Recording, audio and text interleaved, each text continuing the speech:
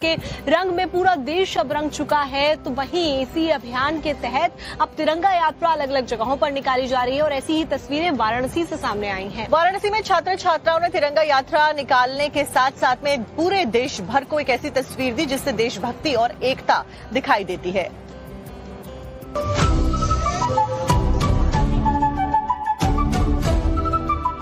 हाथों में तिरंगा और लबों पर देशभक्ति के तराने। तस्वीरें यूपी के वाराणसी के आर्या महिला स्कूल की हैं, जहां बीजेपी की ओर से तिरंगा अभियान निकाला गया। उत्तर प्रदेश की योगी सरकार का ड्रीम प्रोजेक्ट है घर घर तिरंगा अभियान, और इसी अभियान के तहत अब सिर्फ घर घर ही नहीं बल्कि जन जन तक पहुंचने की कोशिश की जा रही है। इस वक्त हमारी मौजूदगी धर्मनगरी वाराणसी के एक कॉलेज के अंदर है और यहाँ पर किस तरीके से देखिए तिरंगा का वितरण किया जा रहा है, तिरंगा लहराया जा रहा है, उसकी तस्वीरें आपको इस वक्त दिखाई पड़ रही होगी। और देशभक्ति के जो तराने हैं वो इन छात्रों के जुबां पर इस वक्त नजर आ रहा है। कोशिश यही की जा रही है कि जो हमारी युवा पीढ़ी है उसके अंदर देशभक्ति का जो भाव है उसको जगाया जाए। इस मौके पर बीजेपी के नेता मौजूद रहे और युवाओं में छात्र छात्राओं में जोश भरते दिखे। सामने यूपी का चुनाव है और युवा वोटर बहुत खास है, लिहाजा जेन जी के बीच अपनी मजबूती दिखाने के लिए बीजेपी जी जान से जुटी है।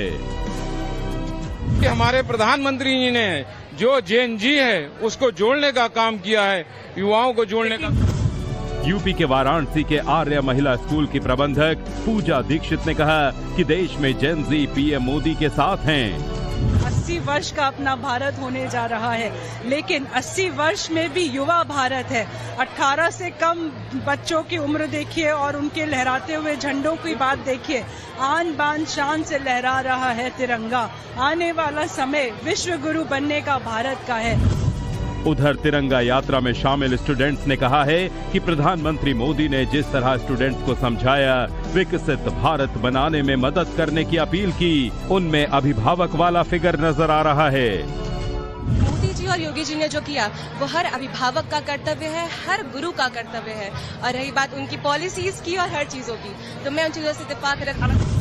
स्वतंत्रता दिवस से पहले देश भर में चल रहे हर घर तिरंगा अभियान में मुख्यमंत्री योगी आदित्यनाथ भी सोमवार को यूपी के गोरखपुर में तिरंगा लेकर सड़क पर उतरे और उन्होंने कहा कि स्वतंत्रता आंदोलन के प्रतीकों और स्वतंत्रता संग्राम सेनानियों का सम्मान करना और उन्हें बार बार याद करना जरूरी है। उन्होंने कहा कि जिस देश के नौजवान अपने गौरवशाली इतिहास से दूर हो जाते हैं वो देश कभी तरक्की नहीं कर सकता। इस वर्ष पूरा देश राष्ट्रगीत वंदे मातरम के 150 वर्ष पूर्ण होने का स्मरणोत्सव मना रहा है।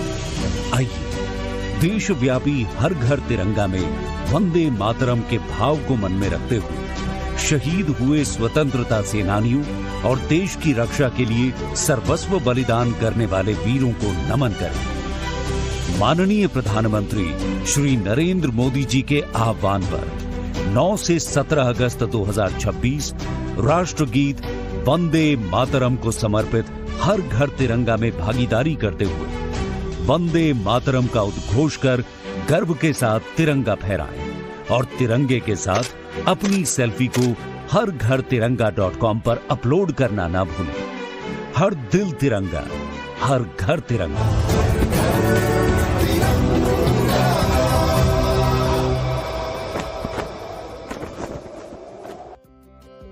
बुलेटिन में आगे आपको दिखाने वाले हैं कि आज की ऑल इंडिया वेदर रिपोर्ट क्या है, लेकिन उससे पहले देख लीजिए टॉप 50 खबरें स्टूडियो से।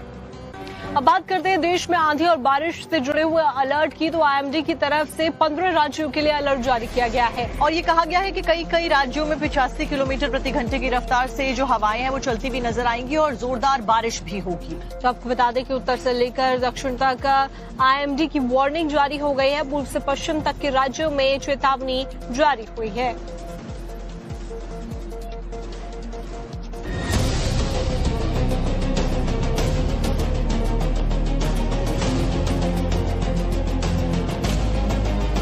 देश में मानसून के खतरनाक प्रहार के बीच भारतीय मौसम विभाग यानी आईएमडी ने मुश्किल बढ़ाने वाला अलर्ट जारी कर दिया है। वेदर डिपार्टमेंट की ओर से आज आधे भारत में आसमानी आफत की चेतावनी जारी की गई है। इस दौरान 85 किलोमीटर प्रति घंटे की रफ्तार से तेज हवा चलने की भी संभावना जताई गई है। वहीं कुछ राज्यों में ओले भी गिर सकते हैं, तो पहाड़ी राज्यों में लैंडस्लाइड की आशंका जाहिर की गई है। इसके अलावा घने जंगल वाले इलाकों से यात्रा न करने की सलाह दी गई है, क्योंकि तेज आंधी के चलते बड़े बड़े पेड़ टूटने का खतरा बना हुआ है। जिन 16 राज्यों में आज बारिश आंधी का अलर्ट है वो हैं दिल्ली, यूपी, बिहार, हरियाणा, राजस्थान, पंजाब, हिमाचल प्रदेश, जम्मू कश्मीर, झारखंड, पश्चिम बंगाल, ओडिशा, मध्य प्रदेश, छत्तीसगढ़, गुजरात और महाराष्ट्र। वहीं पूर्वी राज्यों में बिजली गिरने का खतरा है। किसानों मछुआरों को सावधान रहने की सलाह दी गई है। इस बीच पश्चिमी राज्यों में भारी बारिश और तूफान की चेतावनी है। उत्तर पश्चिमी बंगाल की खाड़ी और आसपास के इलाकों में ऊपरी हवा का दबाव बना हुआ है। उत्तरी मध्य प्रदेश और आसपास के इलाकों में बने कम दबाव से भारी बारिश की संभावना है। भारी बारिश के चलते तापमान में 2 से 3 डिग्री सेल्सियस की कमी आ सकती है। वहीं 85 किलोमीटर की रफ्तार से हवा चलने पर हादसे का भी खतरा बना हुआ है। ऐसे में IMD ने लोगों को सावधानी बरतने की भी सलाह दी है।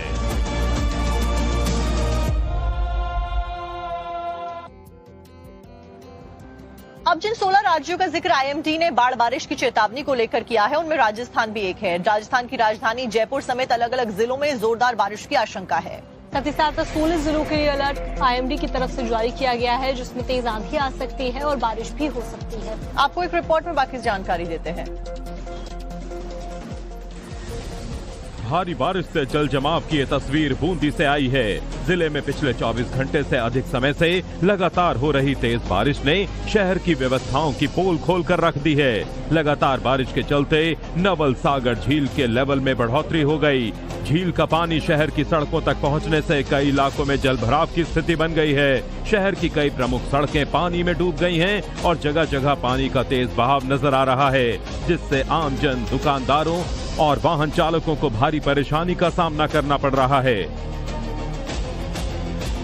बुधवार को भी बूंदी शहर में बारिश का असर साफ दिखाई दिया।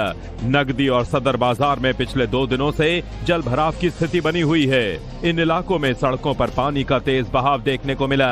हालात ये रहे कि कई वाहन पानी के बीच फंस गए। कुछ गाड़ियों के इंजन में पानी चले जाने के कारण सड़क पर ही गाड़ियां बंद हो गईं। वाहन चालकों को अपनी गाड़ियों को पानी से निकालने के लिए काफी मशक्कत करनी पड़ी। बूंदी के लंका गेट और छत्रपुरा में हालात सबसे ज्यादा बिगड़े हुए हैं। यहाँ करीब 1 से 1.5 फीट तक पानी भर गया। सड़क पर पानी का बहाव इतना तेज रहा कि 2 व्हीलर के साथ साथ 4 व्हीलर भी पानी में फंसते नजर आए, जिसके चलते सड़क पर यातायात भी प्रभावित हुआ। स्थानीय लोगों के मुताबिक पहाड़ी क्षेत्रों से लगातार पानी शहर की ओर आ रहा है, जिससे निचले इलाके के हालात बिगड़ते जा रहे हैं।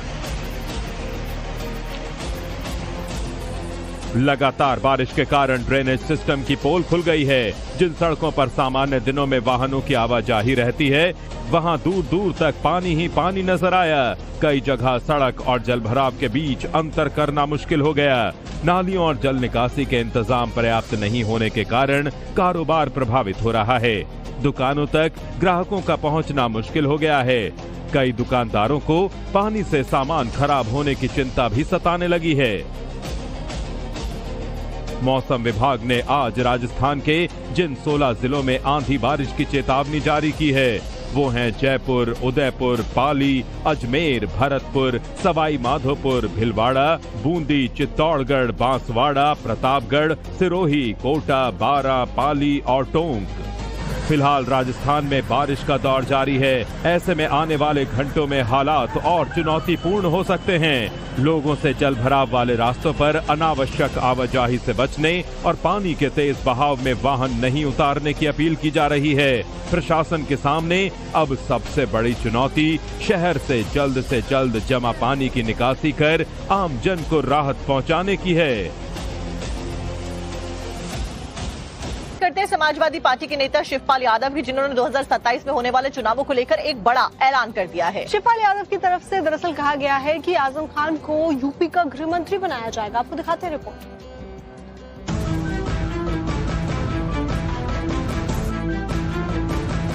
उत्तर प्रदेश विधानसभा चुनाव को लेकर सियासत लगातार गरमाने लगी है। समाजवादी पार्टी ने चुनावी तैयारियों को और तेज कर दिया है। इस क्रम में अखिलेश यादव अपने पिछड़ा दलित अल्पसंख्यक यानी पीडीए पॉलिटिक्स को धार देने में जुटे हुए हैं। अखिलेश ने दिल्ली से FCRA बिल पर हमला बोला और इसे अल्पसंख्यक समुदाय के खिलाफ करार दिया। वहीं पार्टी के सीनियर लीडर शिवपाल यादव ने भी आजम खान के बहाने मुस्लिम वोट बैंक को साधने की कोशिश की।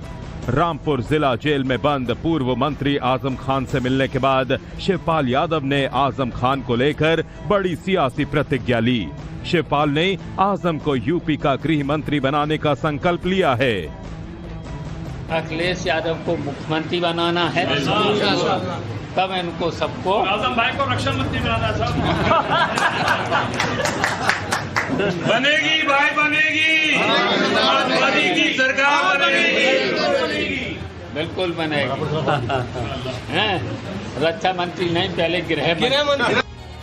आजम खान पर एसपी के दिग्गज नेता के इस बयान ने उत्तर प्रदेश की राजनीति में और हलचल मचा दी है। आजम को होम मिनिस्टर बनाने वाले शिवपाल के संकल्प पर हमला सूबे की योगी सरकार की तरफ से भी आया है। जवाब देने के लिए खुद मुख्यमंत्री आदित्यनाथ के डिप्टी केशव प्रसाद मौर्य आगे आए। उप मुख्यमंत्री केशव प्रसाद मौर्य ने शिवपाल यादव के बहाने एक्स पर लंबा पोस्ट लिखा और कहा, शिवपाल जो सियासी सपने संजो रहे हैं उसे साल 2027 में बीजेपी कभी पूरा नहीं होने देगी।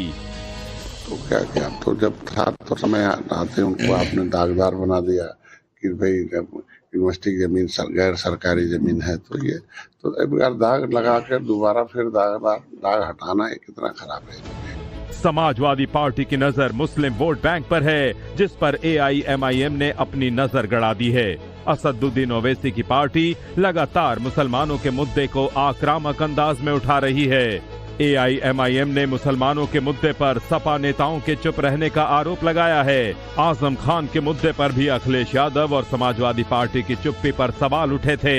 ऐसे में शिवपाल यादव आजम खान को सीधे यूपी का गृह मंत्री बनाने की बात कहकर मुस्लिम वोट बैंक के बीच पार्टी की पैठ को मजबूत बनाए रखने की कोशिश करते दिखे हैं।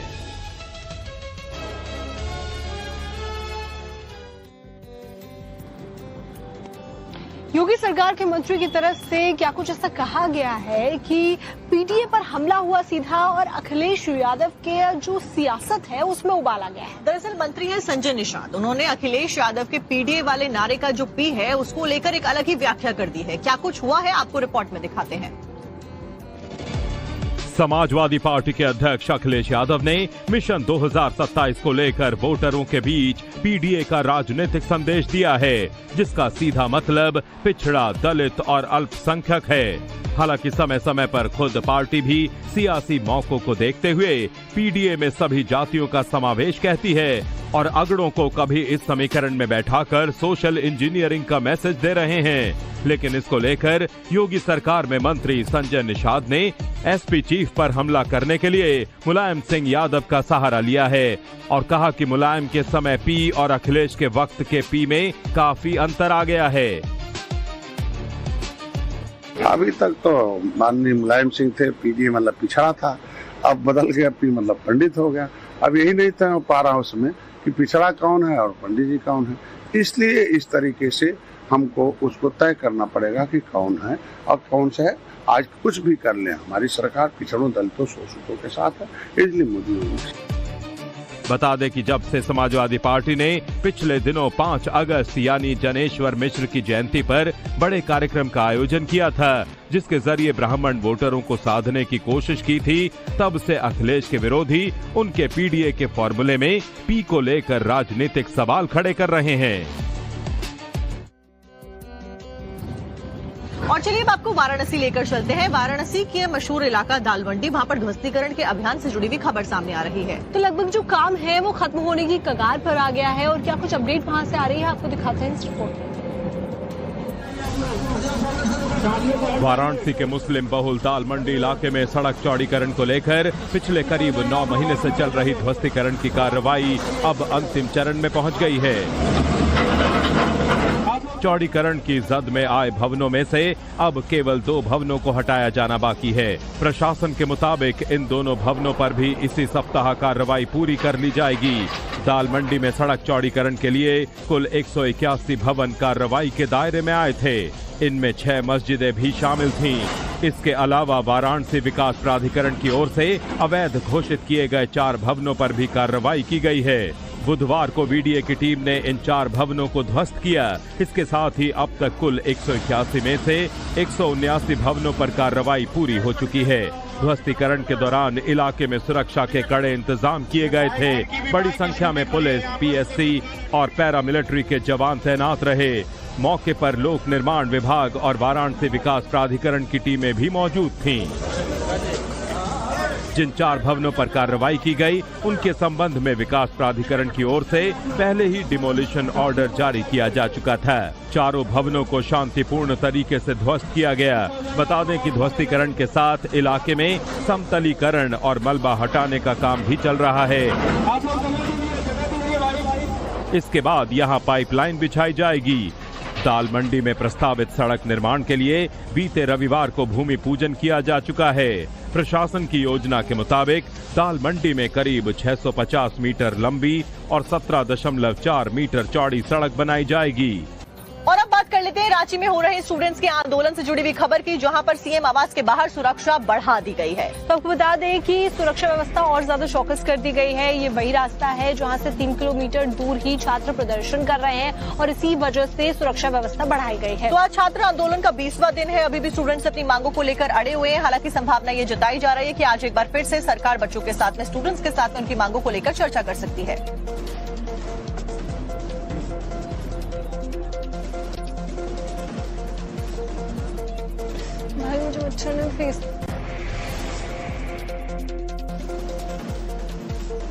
रांची में लगातार 20 दिनों से यूएससी जेपीएससी परीक्षा में धांधली को लेकर प्रदर्शन किया जा रहा है। सरकार और प्रदर्शनकारियों के बीच में कई राउंड की बातचीत भी हो चुकी है। अब देखना ये होगा कि आगे आने वाले समय में छात्रों का कोर्स ऑफ एक्शन क्या होगा, सरकार का रुख क्या होगा, क्या ये गतिरोध किसी तरीके से कम हो पाएगा। देखिए हमारी रिपोर्ट। झारखंड की राजधानी रांची में प्रतियोगी परीक्षाओं में धांधली के खिलाफ छात्रों का महाआंदोलन लगातार जारी है। आज इस आंदोलन का 21वां दिन है। सरकार और प्रदर्शनकारी छात्रों के बीच कई राउंड की बातचीत अब तक हुई है, लेकिन नतीजा कुछ ठोस नहीं निकला। ऐसे में ये कयास लगाए जा रहे हैं कि आने वाले दिनों में छात्रों और सरकार के प्रतिनिधि के बीच फिर से बातचीत हो सकती है। उधर रांची में छात्र प्रदर्शन स्थल पर एक युवक एयर गन लेकर पहुंच गया, जिसके बाद मौके पर कुछ देर के लिए अफरा तफरी मच गई। जैसे ही पुलिस की नजर उस लड़के पर पड़ी, वो वहां से भागने लगा। पुलिसकर्मियों ने तत्काल उसका पीछा किया और कुछ ही दूरी पर उसे पकड़ लिया। युवक ने खुद को नेशनल शूटिंग प्लेयर बताया है। एयर गन है, दोनों 2 गन लेके आया हुआ है। क्लियर भी हम प्रैक्टिस के लिए जाएंगे। कोई अगर हो तो भेज दीजिए ना। क्लियर भी है सर, एयर गन है दोनों। शुरुआती जानकारी के अनुसार पकड़ा गया युवक हजारीबाग जिले का रहने वाला है। पुलिस उसे हिरासत में लेकर पूछताछ कर रही है। पुलिस अब ये पता लगाने में जुटी है कि ये लड़का एयर गन लेकर प्रदर्शन स्थल तक क्यों पहुंचा था और उसका क्या मकसद था। आंदोलन के दौरान बड़ी संख्या में छात्रों की मौजूदगी और सुरक्षा व्यवस्था को देखते हुए एयर गन लेकर युवक के पहुंचने की घटना ने सुरक्षा व्यवस्था को लेकर भी सवाल खड़े कर दिए हैं। कोई अगर हो तो भेज दीजिए ना। क्लियर भी है सर। परीक्षा गड़बड़ी को लेकर सीआईडी एक्शन में है। पलामू में जेपीएससी और जेएसएससी की परीक्षाओं में कथित गड़बड़ी के मामले में सीआईडी की टीम ने छापेमार कार्रवाई की। सीआईडी की टीम वारंट लेकर पलामू में 2 शिक्षकों की गिरफ्तारी के लिए पहुंची थी, लेकिन दोनों शिक्षक घर पर मौजूद नहीं थे।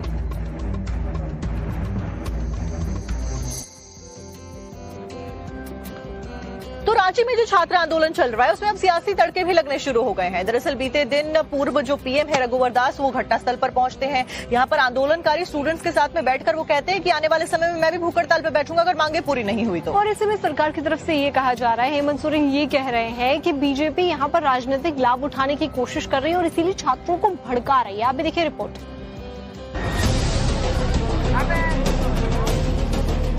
झारखंड में छात्रों के आंदोलन को लेकर सियासत भी तेज है। बीजेपी नेता और पूर्व सीएम रघुवर दास प्रदर्शन कर रहे छात्रों के बीच पहुंचे और झारखंड की सोरेन सरकार को कड़ी चेतावनी दी।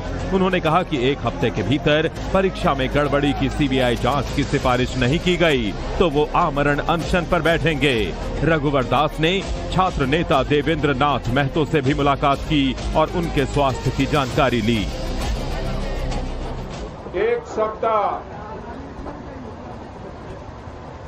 एक आंदोलनकारी रघुवर दास सरकार को चेतावनी देना चाहता।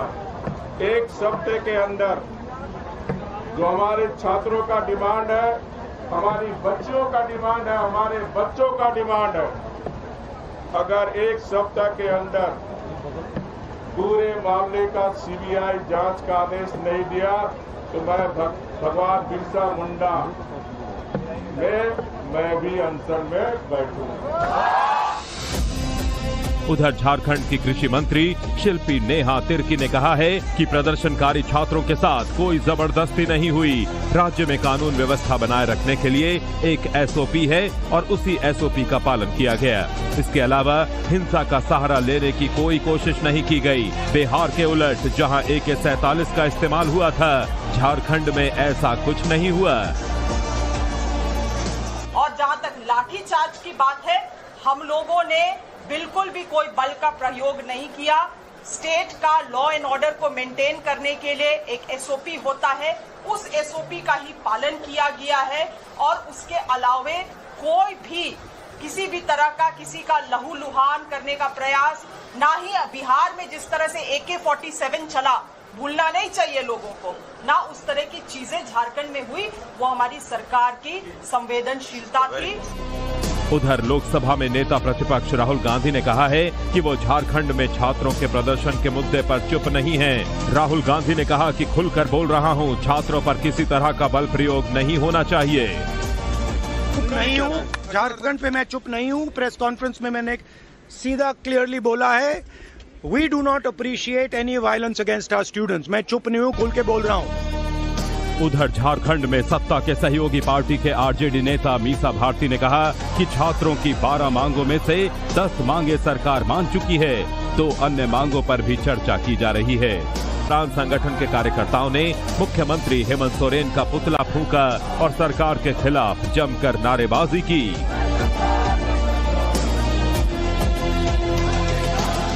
झारखंड में प्रदर्शनकारी छात्रों को यूपी के छात्रों का भी सहयोग मिल रहा है। बीएचयू में छात्र लाठीचार्ज के विरोध में उपवास पर बैठे और हेमंत सोरेन सरकार को अल्टीमेटम दिया, अगर छात्रों की मांगे नहीं मानी जाती हैं तो बड़ा प्रदर्शन होगा।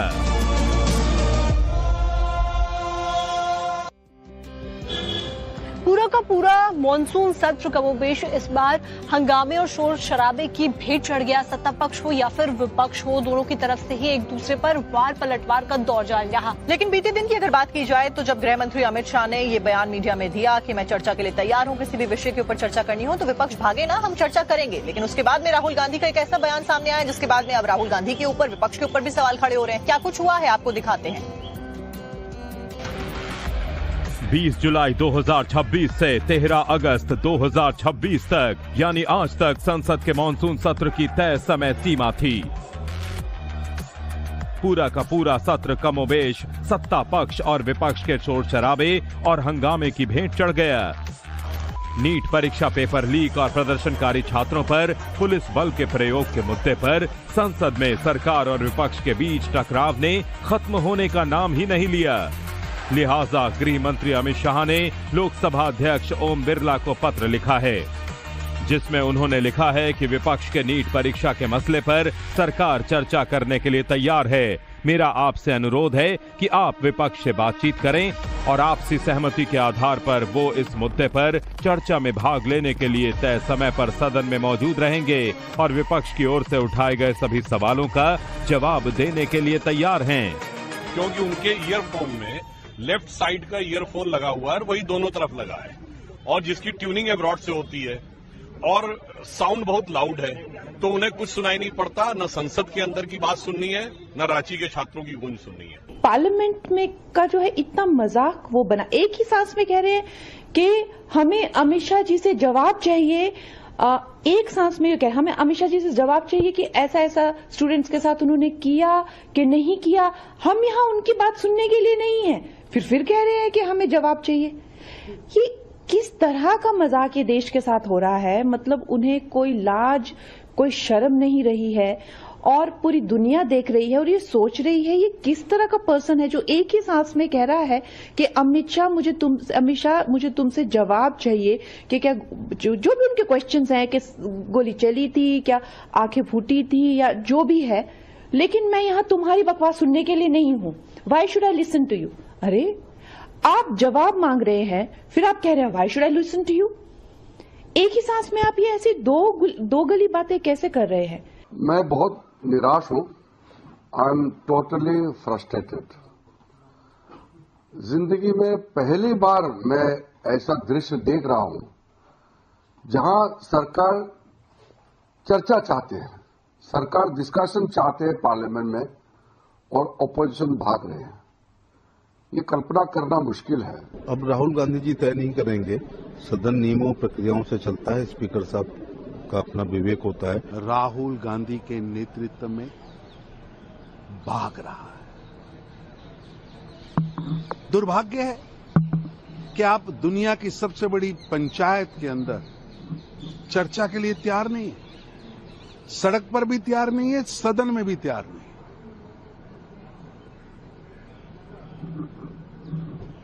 इंडी गठबंधन पूरी तरह से सफेद दाढ़ी वाले मंद बुद्धि बालक के हाथ में खिलौने की तरह खेल रहा है। वहीं राहुल गांधी और कांग्रेस नेताओं ने कहा कि विपक्ष को लेक्चर नहीं बल्कि छात्रों और पुलिस कार्रवाई से जुड़े सवालों के सीधे जवाब चाहिए। We are not interested in him giving us a lecture or a discussion. We are interested in one simple thing.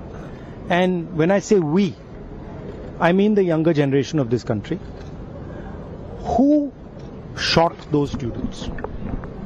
Who gave the order to shoot those students? Who blinded one of the students? Who shot one of the students in the ear? Who gave the order to beat the students with lathis, with nails? Who gave that order? That order was implemented by the Home Ministry. Delhi Police and RAC are both Home Ministry systems. Did Mr. Amit Shah give this order to shoot our children, or did he not? If he did, he should resign because he is culpable. And if he did not, he should resign because he is incompetent. Congress party के दूसरे नेता समेत अन्य विपक्षी दलों के नेता भी सरकार से यही सवाल पूछ रहे हैं। औरत वो तय करेंगे। क्यों? शहंशाह है, अमित शाह है, वो सिर्फ शहंशाह नहीं है। वो मुहूर्त तय करेंगे, साहब 3 बजे से 3 बजे तक बैठूंगा, एजेंडा ये होगा। आप कौन होते हैं एजेंडा तय करने वाले? आप कौन होते हैं मुहूर्त निकालने वाले? हम 18 दिन से यहाँ संघर्ष कर रहे हैं कि आप आइए, छात्रों पर जवाब दीजिए, चंदा चोरी पर जवाब दीजिए। आज मुंह उठाकर कह रहे हैं कि साहब मैं 3 बजे से 3 बजे तक बैठूंगा। बैठिए जाकर 3 बजे से 3 बजे। समाजवादी पार्टी का पक्ष यही था कि दोनों मुद्दों पर बहस हो। धार्मिक संस्थानों में जो कुछ हो रहा है और शिक्षा परीक्षा को लेकर के जो हो रहा है, पहले दिन ही से समाजवादी पार्टी का ये पक्ष रहा कि शिक्षा परीक्षा और धार्मिक संस्थानों में जिस तरीके से भारतीय जनता पार्टी या उनके संगी साथी अंडरग्राउंड लोग मिलकर के चोरी कर रहे हैं, दोनों मुद्दों के पीछे एक ही गिरोह है, दोनों मुद्दों के पीछे एक ही तरह का मामला है, इसलिए दोनों मुद्दों पर बहस होनी चाहिए थी। सदन संसद चलाने की जवाबदारी प्रेजेंट मौजूदा सरकार की होती है, जिसमें सरकार पूरी तरह से विफल दिख रही है। 20 दिन हो गए, चर्चा नहीं। इतने इंपॉर्टेंट टॉपिक है। आपको पता है कि एक दिन जब सदन एडजर्न होता है या कामकाज नहीं होता तो कितने करोड़ों का नुकसान होता है। वो करोड़ों रुपए किसके हैं? टैक्स पेयर के पैसे हैं, हमारे आपके पैसे हैं, जिससे सदन चल रहा है। कुछ नहीं हुआ वहां पे। विपक्ष का काम सवाल उठाना है, लेकिन जिस तरह पूरा का पूरा मानसून सत्र हंगामे की भेंट चढ़ा, उससे नुकसान जनता के पैसों का है, नुकसान लोकतंत्र और देश का हुआ है।